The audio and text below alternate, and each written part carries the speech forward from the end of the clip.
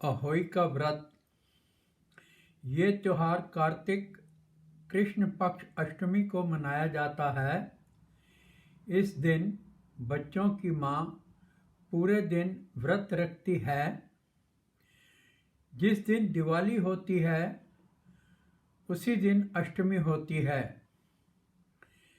इस दिन सायंकाल तारे निकलने के बाद दीवार पर अहोई मनाकर उसकी पूजा करें। व्रत रखने वाली माताएं कहानी सुने। कथा बहुत पुराने समय की बात है। भारतवर्ष के दतिया नामक नगर में चंद्रभान नाम का एक साहूकार रहता था। उसकी पत्नी का नाम चंद्रिका था। वह बहुत ही गुणवान, रूपवती, चरित्रवान और पतिव्रता थी। उसके कई पुत्र और पुत्रियां हुईं, परंतु वे सब की सब छोटी उम्र में यमलोक को चले गए।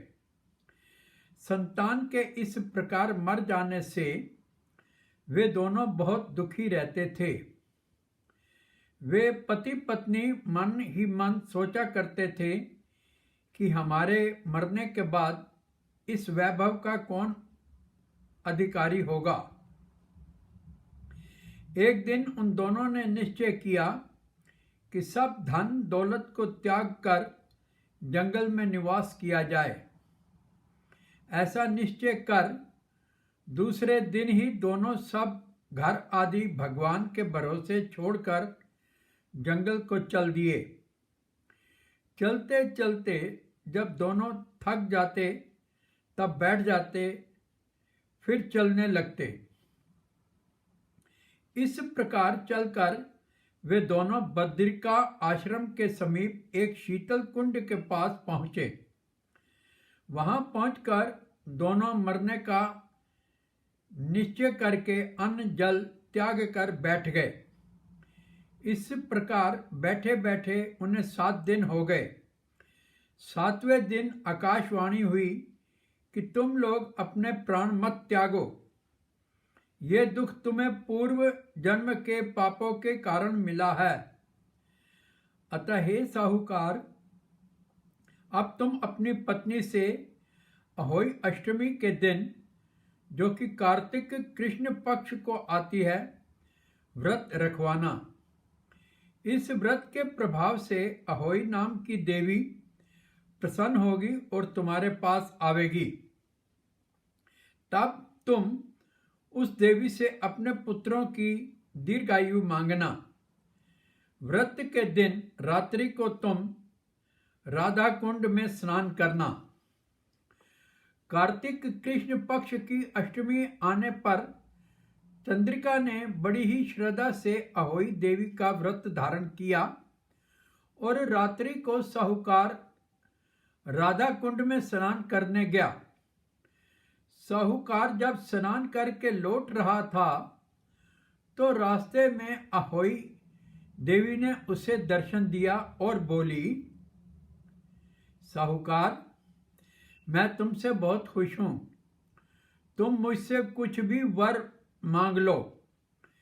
साहूकार अहोई देवी के दर्शन कर बहुत प्रसन्न हुआ और कहा, मां, मेरे बच्चे कम उम्र में ही देवलोक को चले जाते हैं।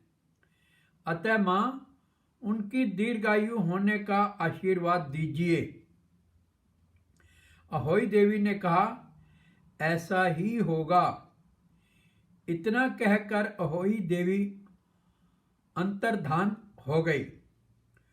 कुछ दिन के बाद साहूकार के एक पुत्र पैदा हुआ, जो बड़ा होने पर विद्वान, बलशाली, प्रतापी तथा आयुष्मान हुआ। यदि किसी स्त्री के बेटा हुआ हो या बेटे का विवाह हुआ हो तो अहोई व्रत की समाप्ति का उत्सव करें। एक थाली में 7 जगह 4-4 पूड़ी और थोड़ा थोड़ा सीरा रखें। इसके अलावा एक साड़ी और एक ब्लाउज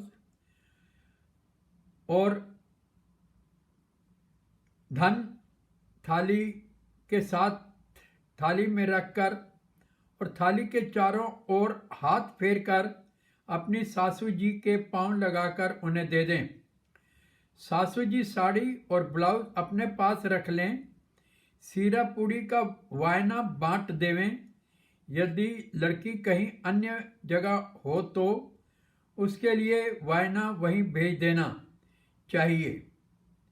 ये अहोई माता की कथा है। अब ये समाप्त हो गई। धन्यवाद।